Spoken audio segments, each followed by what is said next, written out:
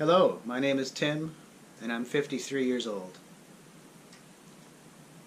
Today is a day that I'm officially going to come out of the closet, so to speak. I just wanted to say that I am autistic. No, it's not what you're thinking. Now, some of you are saying to yourselves, well, duh, I could have told you that you were autistic. And unfortunately, most of you are saying, well, I've seen somebody with autism and you're not it. There's a lot of us out there. And the research has been done by some fantastic neuroscientists in the last 20 years in the UK, in Australia, and the United States, with connections to Canada. And it isn't what you think it is. It's a huge spectrum of abilities and disabilities. No two of us are alike. Now, knowing that I have autism is important to me because the realization of this makes me see why I've had so much trouble in my life. And now being 53 and looking back on my life, I cannot tell you the number of times I've questioned the things that have happened between myself and society, myself and other people. I've always been feeling like I'm on the outside looking in to the world. And it's a really horrible feeling to have that feeling that you're not part of what's going on around you. And most of that stems from not understanding what people are talking about, misinterpreting things and saying things inappropriately, which I've done pretty much my entire life, not out of the desire to say those things, but not understanding or catching on to the nuances that people are saying to me and the expectations of what it is I'm supposed to say back.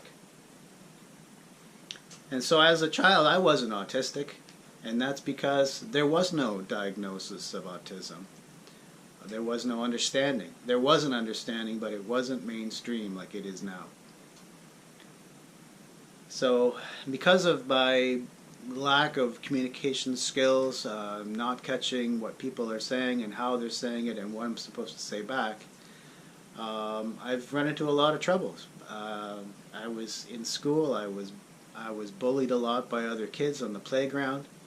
Luckily, even though I was small, I was very strong and extremely fast, so the bullies couldn't catch me when they were chasing me. So I didn't have a lot of problems. I was pretty scrappy, and I learned to fight in order to survive on the playground.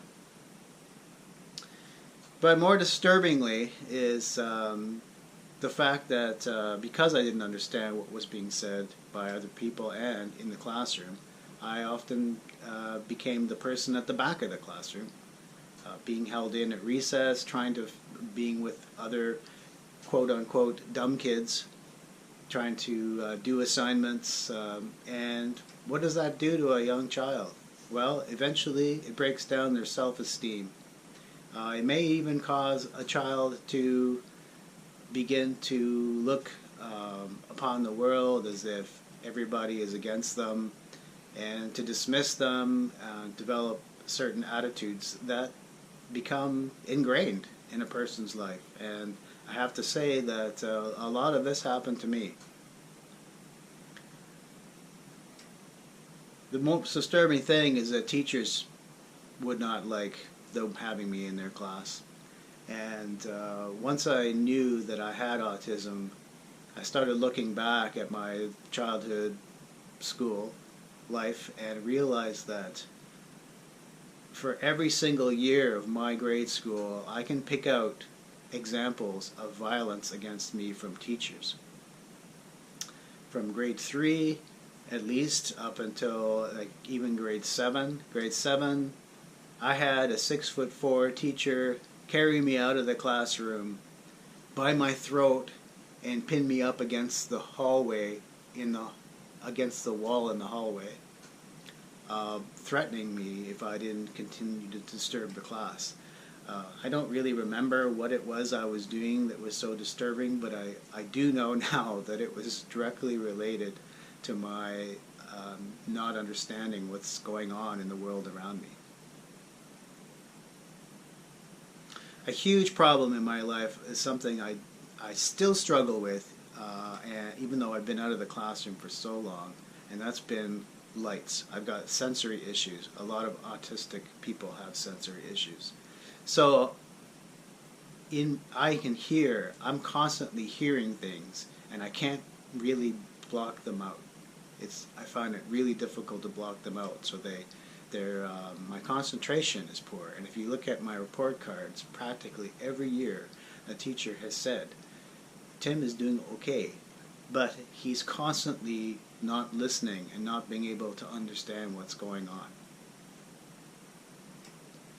So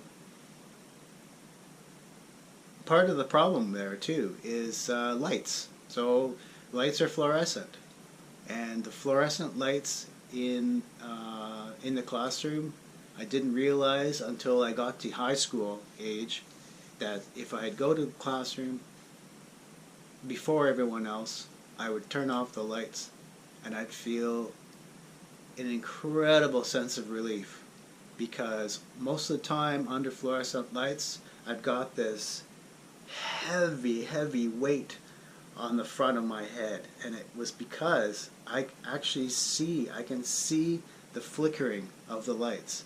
And I didn't realize it until then that what I needed to do was turn the lights off. So I started doing that a lot, but of course the first person who comes into the room flickers the light on and says, "What are you doing sitting in the dark?" And I just say, I'm not sitting in the dark."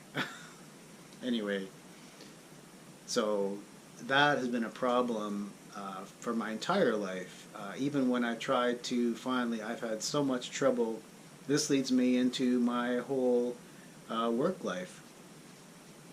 I've had trouble my entire work life for 30 plus years, staying at a job and being able to understand what I was supposed to do, and being bullied and taken advantage of by my coworkers, to the point where I often leave my job because of the enormous amount of anxiety and stress that it creates for me. And back to the light issue, recently I tried really hard to maintain a job at Canada Post, but unfortunately their classroom setting was, it started in the classroom where I was with 20 other people or so, maybe 15 people. And so that's, for me, is difficult, being around people constantly, because I'm under pressure. But the fluorescent lights, and several times during the weeks that we were being trained in the classroom, I'd asked to have the lights turned off. And which was a reasonable thing to do, considering that one whole wall was glass and the sun was shining in, and it was cold in there, so the sun warmed the place. So what do? They close off the glass, and shutting out the light and the heat, and then keep us cold and having to turn on the fluorescent lights. And during my test, I always find multiple choice to be really difficult, because one of my biggest problems is being able to read something and to turn it into something that I can understand and then actually act on it. So even multiple choice is extremely difficult for me. And it's not that I don't do well at it, it's that it takes me a huge amount of concentration in order to achieve it. So halfway, at least 3/4 of the way through the test, I finally realized, all right, most of the people had already got up and left, some within the first few minutes. So this is a 2-hour long test. It took me 2 hours. I said, "Can you please turn off the lights now that there's no one left in the room? And can you please tell everyone that have written the test to get out of the hallway and go downstairs? because I can't. There's no way I can concentrate. So I finished the test and I got an above average score. But that is just something that symbolizes how what I've had to deal with my entire school and learning career is that I don't learn in the environment that status quo says that you should be learning it. And I would have done way, way better if early on, if I had been diagnosed and people would have taken me aside and say, let's try doing it this way, because clearly you're someone who learns differently and has to have complete quiet and ability to concentrate and figure something out. So my work life has been like that, and I still struggle with that. I cannot keep a job. I've tried really, really hard, and I'm finally at the point where, you know what, I'm 53, it causes me so much anxiety. I have to work on my own, so I achieve things on my own. I do my best work when I'm out in the world, figuring things out on my own, and I do things that so many people look at it and go, wow, how did you do that? And how did you even think of doing that? One of the great things about and there are a lot of great things about having autism, because, say for one thing, is that I have very often no idea how to organize things, so I don't even bother trying, and I don't see the consequences of things either. So I just go ahead and do them if I want to do them. And what I found is that very often I'm able to do things and get them done and do a really, really good job at them. Unfortunately, because of the timeline it takes me to do these things, I'm not able to do it for money very often. And so people's expectations of me are always way higher than what I can achieve. Unless they give me the time to have some autonomy, and that happened to me a few years ago when I finally got a really good job in my own field, but I was hired by a friend of mine who's known me for over 25 years and knew that I had the skills in biology to do the work. And I had autonomy, so I could devise my own field sampling program. I could deal with people on the way that was best for me, which happened to be on email, and for me writing is the easiest way to communicate. But understanding people's expressions and their emotional side is just very difficult for me. And this is something that I finally come to terms with. So that confidence and self-esteem I had, finally feeling like I was achieving something, I felt so much better about myself than I had for a long time working at this firm. And unfortunately, it doesn't last. And when my friend left the firm, and also mining being up and down, it was a down cycle.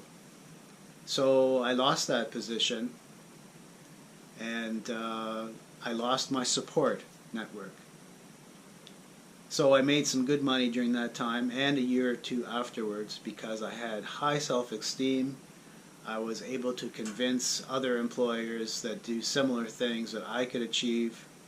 Unfortunately, I fell back into the same pattern of feeling marginalized and bullied and not actually understanding what I was supposed to do because the people did not understand what my needs were. And I also didn't know that I had what I know now about myself, and that I probably now could have made things a bit easier on myself just by talking to my employers. Now, relationships. Oh, so I didn't really have a girlfriend, in the true sense until I was 26, which is pretty darn long, and it feels like an eternity to a young guy.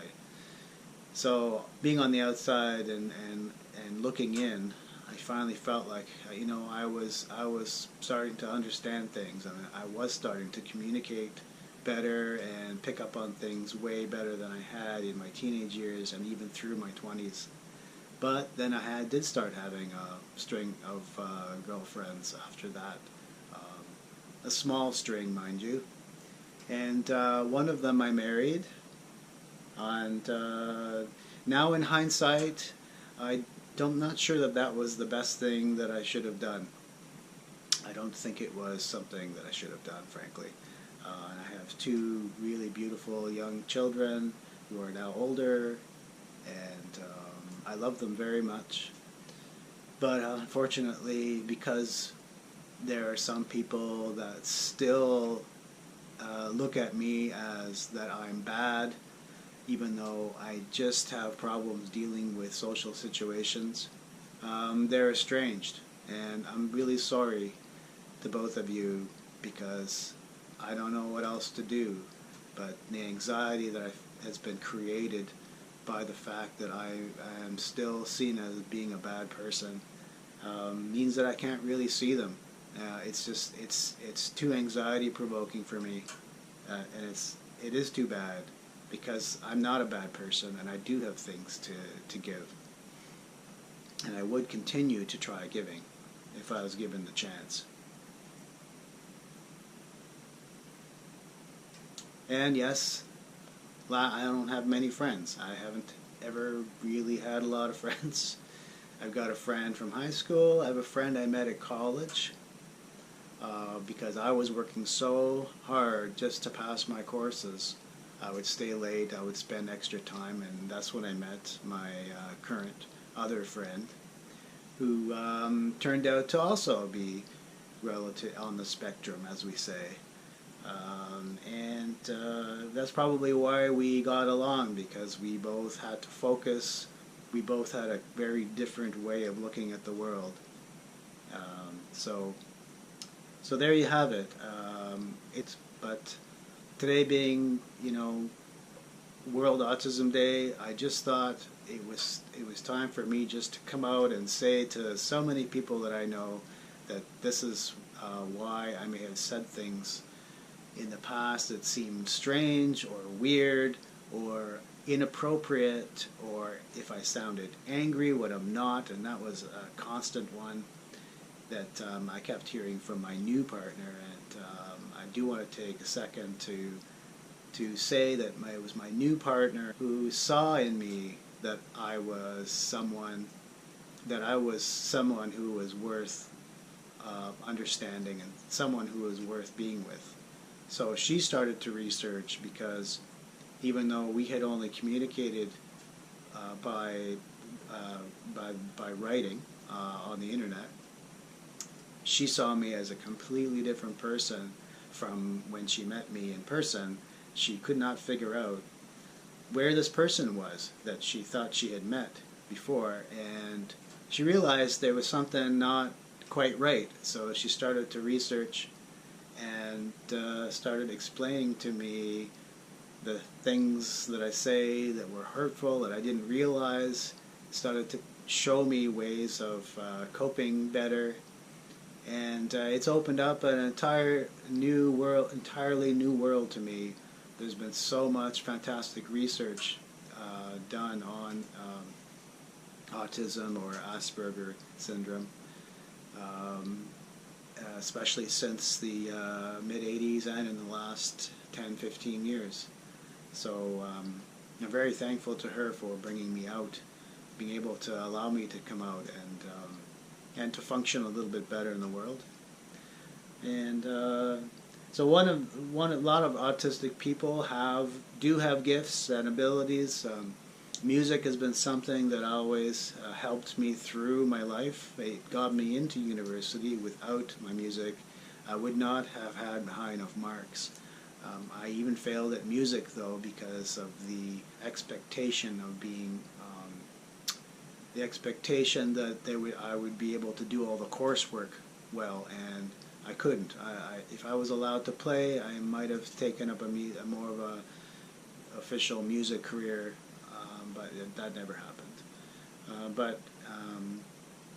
So I just want to leave you with a song that I learned to play on the guitar last couple of years. It's by a famous Canadian folk singer songwriter, Bruce Cockburn, who I feel very strongly about. He's a fantastic musician and guitar player, and I probably can't do his song justice, but it's called Pacing the Cage, and I thought the lyrics were quite appropriate because I've often felt like I was in a cage looking out at the world, and that I didn't belong in society. I felt like society was, people were somewhere else and I was, you know, sort of over here.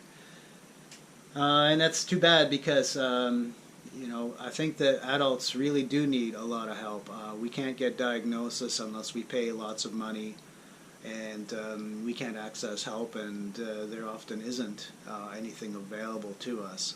So I hope that that changes. I know that's important for children, and there is a lot of help being available for children, but adults need help functioning in the world, and there's a lot of good things that we can accomplish.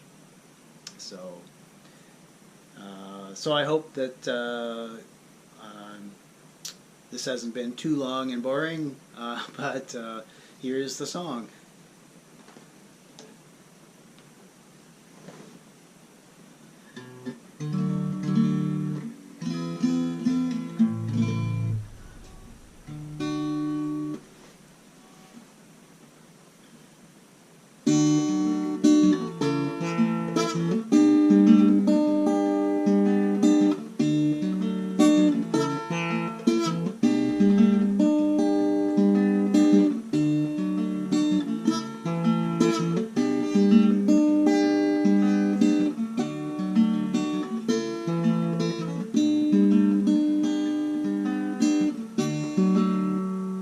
Sunset is an angel weeping, holding out a bloody sword. No matter how I squint, I cannot make out what it's pointing toward. Sometimes I feel like I've lived too long. The days drift slowly on the page.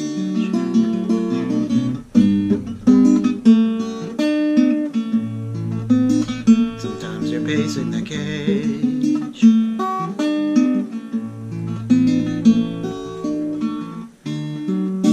I've proven who I am so many times. The magnetic strips worn thin, and each time I was someone else. Someone else was taken in. The powers chatter in high places. They stir up eddies in the dust of rage.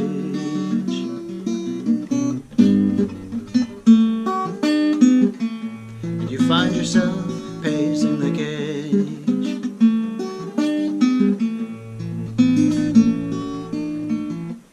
I never knew what you all wanted, so I gave you everything.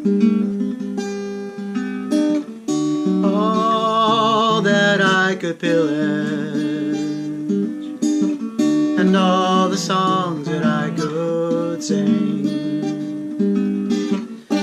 It's if the thing were written in the constitution of the age.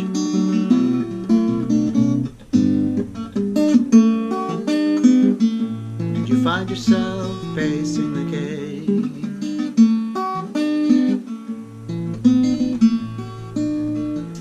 Sometimes the best map will not guide you. You can't see what's round the bend. Sometimes it leads you to dark places.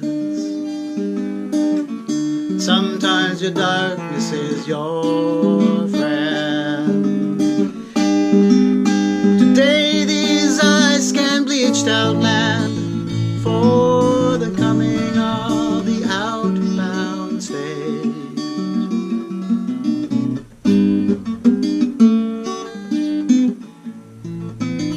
Sometimes you're pacing the cage, and then you're pacing the cage.